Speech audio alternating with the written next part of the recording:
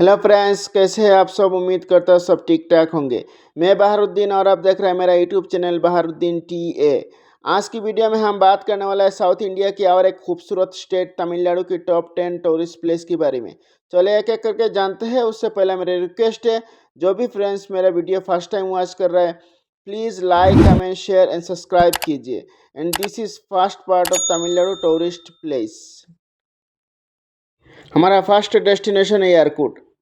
तमिलनाडु की शिवराय पहाड़ी में बसा एयरकूट पूर्वी घाटी का एक हिल स्टेशन है जो प्रचुर हरियाली से घिरा है।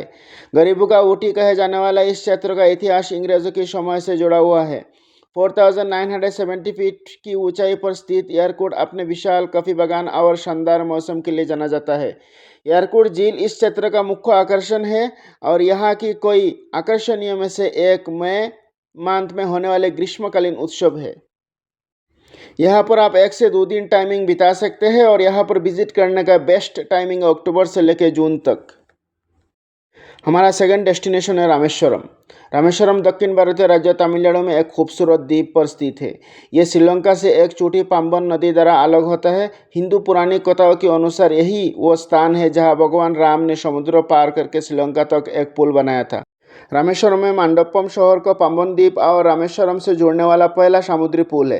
धनुषकोडी नामक अब्दुल शहर भी पाम्बन द्वीप पर स्थित है, जो 1964 में चक्रवात से नष्ट होने तक एक चहल पहल वाला शहर था।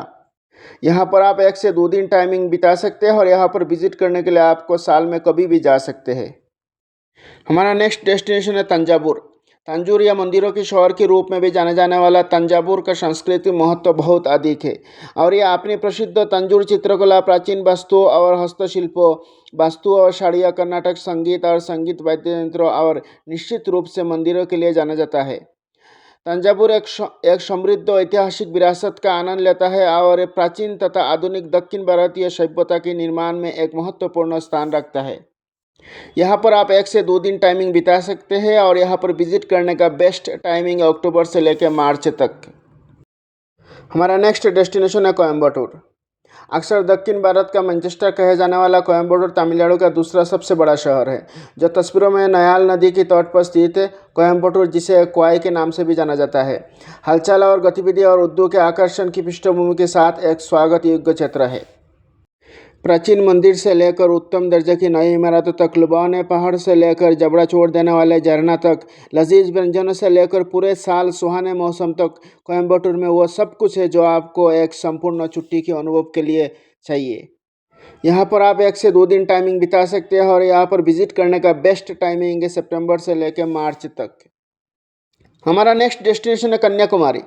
भारतीय उपमहाद्वीप के सबसे दक्षिणी छोर पर स्थित कन्याकुमारी तमिलनाडु राज्य का एक मनोरम तटीय शहर है। 3 विशाल जल निगाहों, अरब सागर, बंगाल की खाड़ी और हिंद महासागर के अद्भुत संगम के लिए प्रसिद्ध कन्याकुमारी अपनी अद्भुत प्राकृतिक सुंदरता और आध्यात्मिक महत्व के लिए प्रसिद्ध है। कैप कैमोरिन के नाम से भी जाने जाने वाला यह शहर भारतीय पौराणिक कथाओं और लोक कथाओं में एक विशेष स्थान रखता है और किंवदंतियों इसे कुंवारी कन्याकुमारी देवी से जुड़ती है। यहाँ पर आप 1 से 2 दिन टाइमिंग बिता सकते हैं और यहाँ पर विजिट करने का बेस्ट टाइमिंग अक्टूबर से लेकर फरवरी तक। हमारा नेक्स्ट डेस्टिनेशन है कोडाईकनाल। तमिलनाडु राज्य में स्थित कोडाईकनाल भारत के सबसे प्रसिद्ध हनीमून स्थलों में से एक है। तमिलनाडु की झील किनारे स्थित रिसोर्ट शहर कोडाईकनाल में खूबसूरत जलवायु, धुंध से ढकी सुंदर चट्टानें और झरने हैं जो मिलकर एक आदर्श छुट्टी के लिए आदर्श स्थान बनाते हैं। कोडाईकनाल का अर्थ है जंगलों का उपहार।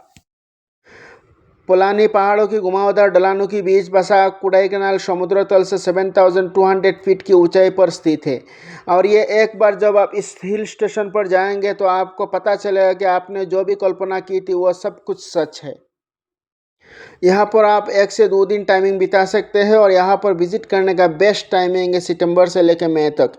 तो दोस्तों, मेरा इन्फॉर्मेटिव वीडियो आप लोगों को अच्छा लगा तो please like comment share and subscribe कीजिए। हमारा नेक्स्ट डेस्टिनेशन है महाबलीपुरम। अपने जटिल नक्शीदार मंदिरों और चट्टानों को काटकर बनाए गए गुफाओं के लिए प्रसिद्ध मामल्लपुरम या महाबलीपुरम तमिलनाडु राज्य में बंगाल की खाड़ी के किनारे कोरोमंडल तट पर स्थित एक ऐतिहासिक रूप से महत्वपूर्ण और लोकप्रिय पर्यटन स्थल है। कभी प्रसिद्ध राक्षस राजा महाबली का निवास स्थल रहे महाबलीपुरम का नाम बाद में मामल्लपुरम कर दिया गया। शांति, मनमोहक वातावरण और कैसरीना की पेड़ से सजे कोई खूबसूरत सफ़ेद रेतीले समुद्र तटों वाला प्रभावशाली परिवेश, ये सभी कारण है कि कोई भी इस अद्भुत शहर की यात्रा क्यों करना चाहेगा। यहाँ पर आप 1 से 2 दिन टाइमिंग बिता सकते हैं और यहाँ पर विजिट करने का बेस्ट टाइमिंग है नवंबर से लेकर फरवरी तक। हमारा नेक्स्ट डेस्टिनेशन है मदुरई। तमिलनाडु की सांस्कृतिक राजधानी मदुरई भारत के सबसे पुराने लगातार बसे शहरों में से एक है। अपने इतिहास में सबसे लंबे समय तक पांड्या राजाओं द्वारा शासित तो इसे कमले का शहर कहा जाता है, क्योंकि इसकी योजना और निर्माण कमल के आकार में किया गया था। मदुरई देवी मीनाक्षी को समर्पित मीनाक्षी अम्मन मंदिर के लिए प्रसिद्ध है, जिसमें उनके पति सुरेश्वर के लिए एक गर्भगृह भी है। मदुरई में तिरुपुरनकुंद्रम सहित कोई अन्य प्राचीन मंदिर है। ये भगवान मुरुगा को समर्पित महत्वपूर्ण प्राचीन मंदिरों में से एक है और ये शहर से लगभग 8 किमी दूर एक पहाड़ी पर स्थित है। हमारा सेकंड डेस्टिनेशन है ऊटी। नीलगिरी पहाड़ों के बीच बसा ऊटी तमिलनाडु का एक हिल स्टेशन है जो एक शीर्ष पर्यटक स्थल है। कभी ईस्ट इंडिया कंपनी का ग्रीष्मकालीन मुख्यालय माना जाने वाला पहाड़ियों का रानी एक मनमोहक स्थल है। चाय की बागानों, शांत झरने, घुमावदार ग्रामीण गलियां और मनमोहक उपनिवेशक वास्तुकला से युक्त ऊटी हर किसी के लिए एक आदर्श विश्राम स्थल है। प्रेमी जोड़ियों और हनीमून मनाने वाले के बीच लोकप्रिय ऊटी अपने पर्यटकों को नीलगिरी पर्वत के मनमोहक दृश्य से आकर्षित करता है। यहाँ पर आप 2 से 3 दिन टाइमिंग बिता सकते हैं और यहाँ पर विजिट के लिए साल में कभी भी जा सकते हैं। हमारा फर्स्ट डेस्टिनेशन है चेन्नई। पूर्व में मद्रास के नाम से जाने जाने वाला चेन्नई भारत के दक्षिण भाग में स्थित तमिलनाडु राज्य का राजधानी है। बंगाल के खाड़ी की कोरोमंडल तट पर स्थित चेन्नई जितना गतिशील है उतना ही पारंपरिक भी है।